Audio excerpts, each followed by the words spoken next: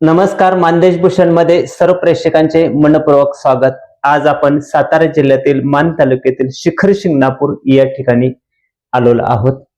आज आपल्या मानदेश भूषण सोबत आहेत शिखर शिंगणापूर ग्रामपंचायतीचे उपसरपंच डॉक्टर अतुल ज्ञानेश्वर बंदुके. वैद्यकीय क्षेत्र ते शिखर शिंगणापूर ग्रामपंचायतीचे उपसरपंच असा हा त्यांचा प्रवास झालेला आहे. डॉक्टर डेच्या निमित्तानं आज आपण डॉक्टर साहेबांनी कसा हा प्रवास केला या संदर्भात आज आपण त्यांच्याशी गप्पा मारणार आहोत. नमस्कार डॉक्टर साहेब. नमस्कार. प्रथमतः मान देशातील सर्व माझ्या प्रेक्षकांना मी माझ्याकडून डॉक्टर्स डेच्या हार्दिक शुभेच्छा देतो. सर्वांना डॉक्टर डेच्या शुभेच्छा. धन्यवाद. खरं तर डॉक्टर साहेबांनी पहिल्यांदाच डॉक्टर डेच्या दिनानिमित्त सर्वांना मनपूर्वक शुभेच्छा दिलेल्या आहेत. डॉक्टर साहेब, सर्व प्रेक्षकाच्या साक्षीनं पहिला तुमच्यासाठी प्रश्न आहे. तुमचं वैद्यकीय शिक्षण किती झालेलं आहे आणि प्रॅक्टिसला प्रत्यक्षात केव्हा सुरुवात केली? माझं वैद्यकीय शिक्षण हे BHMS झालेलं आहे. संगमनेर येथे माझं वैद्यकीय शिक्षण पूर्ण करून मी सर्वसाधारण 2010-11 साली शिखर शिंगणापूर या ठिकाणी वैद्यकीय व्यवसायास सुरुवात केली. डॉक्टर साहेब, खरं तर वैद्यकीय सेवा ही म्हटलं तर फार अवघड आहे. म्हणजे वेळ द्यावा लागतो, अशी कॉम्प्लिकेटेड परिस्थिती असते ना, अशा ह्याच्यात सुद्धा तुम्ही वैद्यकीय सेवा करत आहात. पण सर्वांनाच एक प्रश्न पडलेला आहे की वैद्यकीय सेवा करत करत राजकारणाकडे का वळावं असं मनात आलं? काय त्या पाठीमागे रहस्य आहे? नाही, तुम्ही म्हणताय ते अगदी खरं आहे. वैद्यकीय सेवा करत असताना बरेचसे प्रसंग असे आम्ही अनुभवतो की रुग्णांना काही ठिकाणी उपचार घेण्यासाठी इतर मोठ्या सिटीमध्ये, मोठ्या गावी पाठवायला लागतं. अनेक रुग्णांची आर्थिक परिस्थिती नसते. अशा वेळी त्या रुग्णांना व त्यांच्या कुटुंबांना आर्थिक आधार देण्यासाठी नेहमीच आमच्या वैद्यकीय सेवेतील अनेक डॉक्टर प्रयत्नशील असतात. यातूनच मला वैद्यकीय सेवेबरोबर समाजकारण आणि पर्यायाने राजकारण याची गोडी लागली. बरं, आता तुम्ही मगाशी म्हणजे आताच बोलताना सांगितलं की समाजकारण, तर असं काही सामाजिक संस्था वगैरे आहे का की तुम्ही त्याच्यात त्या व्यासपीठावरनं सामाजिक काम करत आहात? हो, अगदीच. मी मूळचा शिखर शिंगणापूरचा आणि माझी वैद्यकीय सेवा देखील मी माझ्या गावीच, माझ्या मातीतच करत आहे. माझ्या बरोबरचे जे काही तरुण सहकारी आहेत ते पहिल्यापासूनच आम्ही रक्तदान शिबिर असू द्यात, त्याचबरोबर एखादा गरीब रुग्ण असेल त्याला उपचार मिळवून देण्यासाठी आर्थिक मदत असू द्यात, किंवा वृक्षारोपण असू द्यात, किंवा डोळ्याचे तपासणीचे शिबिरे असू द्यात, पहिल्यापासूनच ह्या सगळ्या गोष्टी आम्ही करत आलेलो आहोत. आणि त्याच्यामुळं वैद्यकीय सेवेबरोबर मी समाजकारण हे पहिल्यापासूनच करत आलेलो आहे. म्हणजे संस्था पण आहे ना एक? हो, माझी स्वतःची अमृतबाबा फाउंडेशन नावाची संस्था आहे. आम्ही आमच्या काही तरुण मित्रांनी मिळून ती संस्था सुरू केलेली आहे. कोविड काळामध्ये सुद्धा त्या संस्थेने अतिशय सुंदर काम केलं. म्हणजे ज्यावेळी लॉकडाऊन झालेलं होतं त्यावेळी अनेक लोकांचे रोजगार बंद होते आणि ज्यांचे मोलमजुरी करून जे आपल्या कुटुंबाचा उदरनिर्वाह करत होते, अशा लोकांचं आर्थिक उत्पन्न पूर्णपणे ठप्प झालेलं होतं. अशा वेळी मी आणि माझ्या सहकाऱ्यांनी मिळून मग किराणा असू द्यात किंवा दैनंदिन वापराच्या गोष्टी असू द्यात, या त्या ठिकाणी जाऊन आम्ही मदत केली. त्याचबरोबर एखादा कोरोना पेशंट पॉझिटिव्ह आला आणि त्याला क्वारंटाईन केल्यानंतर त्या क्वारंटाईन केलेल्या रुग्णाला डबा देणं, त्याच्या जेवणाची व्यवस्था करणं, त्याच्या औषध उपचाराची व्यवस्था करणं, या सगळ्या गोष्टी मी माझ्या फाउंडेशनच्या माध्यमातून यापूर्वीही केलेल्या आहेत. आणि कोरोना काळात खरंच या अमृतबाबा फाउंडेशनच्या माध्यमातून अनेक गरजू रुग्णांना याची मदत झालेली आहे. डॉक्टर साहेब, खरं तर मगाशी एक तुमच्या तोंडातून शब्द आला की राजकीय क्षेत्रात मी म्हणजे ओढ झाली, म्हणजे तुम्ही उतरलेला आहात. पण राजकीय क्षेत्रातला तो प्रवास आहे तुमचा, म्हणजे उपसरपंच किंवा ग्रामपंचायतीच्या सदस्यापर्यंत जाण्याचा, तो कसा सुरू झाला तुमचा? राजकारणाची तर गोडी पहिल्यापासूनच होते, कारण वेगवेगळ्या ठिकाणी तुम्ही काम केलं. हो, आणि वेगवेगळ्या ठिकाणी काम केलेलं आहे. घरातूनच त्याचं बाळकडू मिळालं असं म्हणायला हरकत नाही. कारण 90-91 साली माझे वडील आमच्या गावचे नेते, लोकनेते राजाराम बोराटे बापू यांच्या पॅनलमधून प्रथमतः ते स्वतः ग्रामपंचायतचे सदस्य म्हणून झालेले होते. वडिलांना कुटुंबाची जबाबदारी आणि त्यांची स्वतःची नोकरी याच्यामुळं तेवढासा वेळ राजकारणामध्ये देता आला नाही. त्यानंतर माझे आजोबा स्वर्गीय रामचंद्र बंदुके हे देखील ग्रामपंचायत सदस्य होते आणि ते सगळं झाल्यानंतर पहिल्यापासूनच घरामध्ये राजकारणाची बाळकडू मिळाले होते. राजकारणाची आवड पहिल्यापासूनच होती. माझी आई सौभाग्यवती प्रभावती ज्ञानेश्वर बंदुके या मान तालुका कृषी उत्पन्न बाजार समितीच्या चेअरमन होत्या आणि ह्या सगळ्या गोष्टी होत्या. त्याचबरोबर पहिल्यापासूनच लोकनेते राजाराम बोराटे बापू जे की आता पंचायत समिती मान याचे सदस्य आहेत, तर पहिल्यापासून त्यांच्या सोबत असल्यामुळे हळूहळू का होईना पण राजकारणाची गोडी लागली. म्हणजे तुम्ही आजोबा वडील आई हो असा हा वारसा जोपासत म्हणजे एक परंपरा कायम ठेवली आणि झालं असं की शिखर शिंगणापूरच्या ग्रामस्थांबरोबरच नेहमी प्रेमाचं आणि आपुलकीचं नातं आमच्या संपूर्ण कुटुंबाचं आहे आणि शिखर शिंगणापूरच्या ग्रामस्थांनी आमच्या कुटुंबावरती भरभरून प्रेम केलं. त्याच्यामुळं मी असेल किंवा माझे वडील ज्ञानेश्वर बंदुके असतील किंवा माझे आजोबा असतील किंवा माझ्या आई असतील यांना जनतेचा नेहमीच आशीर्वाद राहिलेला आहे. डॉक्टर साहेब अजून एक सांगा की समजा मगाशी खरं तर थोडस प्रश्नच असा होता की म्हणजे भाजप असेल किंवा असं तर वेगवेगळ्या पदावर तुम्ही पण काम केलेलं आहे. हो. ती कशी सुरुवात तुमच्या म्हणजे पदाची सुरुवात झाली? पहिल्यांदा कुठलं पद घेतलं होतं? पहिल्यांदा तर कसं की मी एक कार्यकर्ता म्हणून काम करत होतो. आपल्या तालुक्याचे भाग्यविधाते आमदार त्याचबरोबर राज्याचे ग्रामविकास मंत्री आदरणीय जयकुमार गोरे भाऊ यांचा कार्यकर्ता म्हणून प्रथमतः मी कामाला सुरुवात केली. त्याचबरोबर आपले जिल्हा परिषदेचे आपले माजी सदस्य अरुण गोरे आबा तसेच हरिभाऊ जगदाळे या सर्वांच्या बरोबर आणि बापूंच्या बरोबर मी पहिल्यापासूनच कार्यकर्ता म्हणून काम करत होतो. 2021च्या ग्रामपंचायत निवडणुकीमध्ये माझ्यासारख्या सर्वसामान्य घरातील एका कार्यकर्त्याला ग्रामपंचायत सदस्य होण्यासाठी आदरणीय भाऊ असतील त्याचबरोबर लोकनेते राजाराम बोराटे बापू यांनी प्रथमतः संधी दिली. संधी दिल्यानंतर मी माझ्या जनतेनं मला भरभरून मताच्या रूपाने आशीर्वाद दिला आणि 2021 साली मी ग्रामपंचायत सदस्य झालो. ग्रामपंचायत सदस्य झाल्यानंतर शिखर शिंगणापूर तुम्हाला माहितच आहे शंभू महादेवाचं मोठं तीर्थक्षेत्र आहे. या ठिकाणी चैत्र महिन्यामध्ये प्रचंड मोठी कावड यात्रा भरते. तर गेले 5 वर्ष सलग 5 वर्ष माझ्या ग्रामपंचायतच्या सर्व सहकाऱ्यांनी त्याचबरोबर राजाराम बोराटे बापू यांनी विश्वास दाखवल्यामुळं मी प्रथमतः ग्रामपंचायत सदस्य झाल्यानंतर गेले 5 वर्ष चैत्र यात्रा कमिटी चेअरमन जी चैत्र यात्रा जी मोठ्या प्रमाणात भरते या ठिकाणी आंध्र प्रदेश कर्नाटक महाराष्ट्र संपूर्ण महाराष्ट्रातून लोक कावड घेऊन येतात आणि फार मोठी यात्रा आहे. तर त्या यात्रेचं चेअरमन पद त्याचं नियोजन याची सर्वस्वी जबाबदारी या सर्वांनी मिळून माझ्याकडे दिली. हे दिली असताना आणि हे काम करत असताना राजाराम बोराटे बापू त्याचबरोबर आदरणीय जयकुमार गोरे भाऊ त्याचबरोबर सौ सोनियाताई गोरे मॅडम या सर्वांनी मिळून मला गेले 1 वर्षापासून उपसरपंच पद हे ग्रामपंचायत शिखर शिंगणापूरचं उपसरपंच पद हे सुद्धा मला यांच्या माध्यमातून त्यांनी मला दिलं. माझ्यावरती विश्वास टाकला की हा कार्यकर्ता या गावासाठी काहीतरी चांगलं कार्य करेल, तरुणांसाठी काहीतरी चांगलं कार्य करेल आणि या सर्वांच्या विश्वासानंच मी ग्रामपंचायतचा उपसरपंच झालो.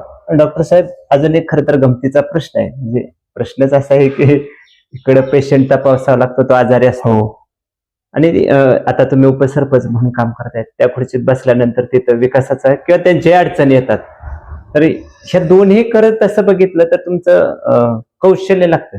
हो म्हणजे कसं लागतंय. अगदी बरोबर. तिथं एक म्हणजे रुग्ण तर तो बरा झाला पाहिजे.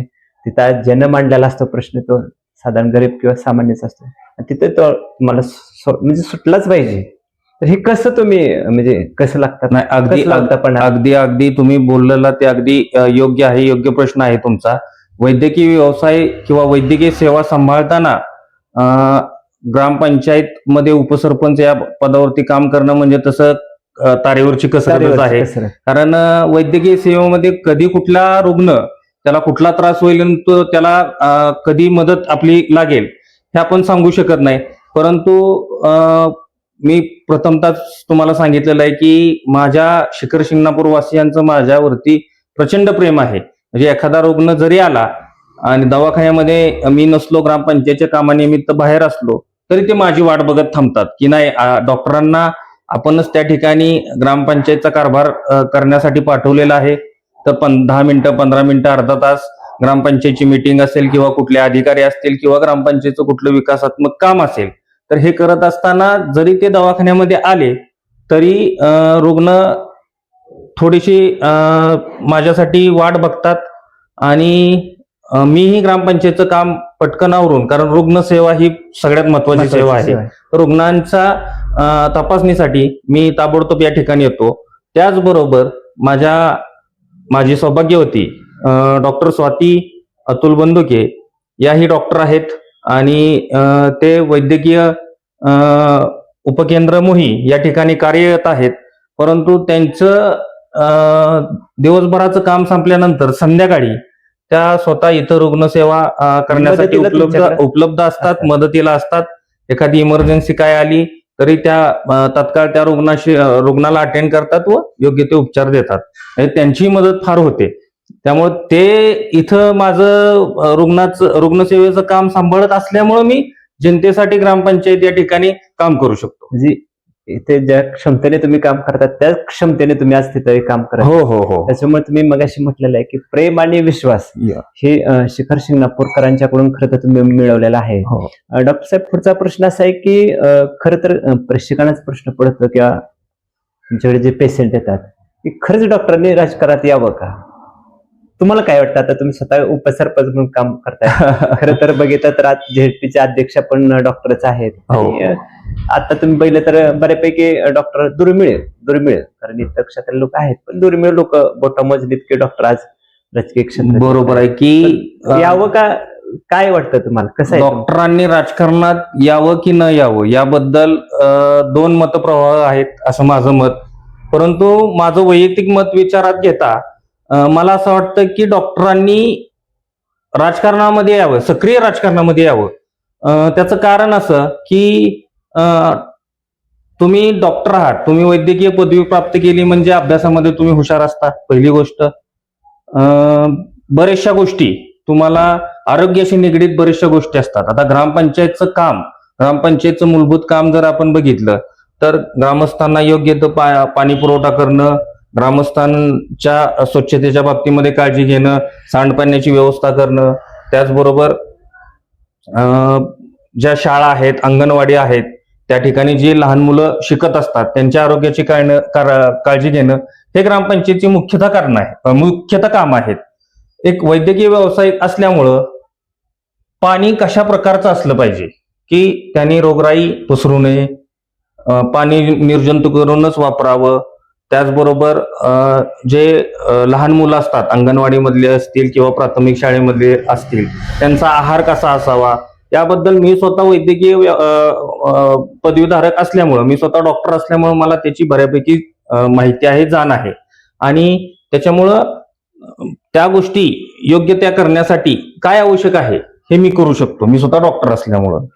तसेच डॉक्टर असण्याचा फायदा म्हणजे राजकारणामध्ये फायदा असा होतो की तुमचे कुठले वरच्या लेवलचे अधिकारी असतील, हे असतील, तर त्यांच्याशी संभाषण करताना किंवा एखाद्या कामानिमित्त त्यांच्याकडे गेला असता आपल्याला बऱ्यापैकी नॉलेज असल्यामुळं एखाद्या चर्चेमध्ये आपण त्यांच्याशी योग्य परीने आपले मुद्दे त्या ठिकाणी मांडू शकतो. एखादी विषय असेल त्यावरती, एखादा प्रश्न असेल त्यावरती मार्ग काढू शकतो. आणि वैद्यकीय सेवे करत असताना डॉक्टरांनी राजकारणामध्ये माझं तर मत आहे की यावं. का यावं?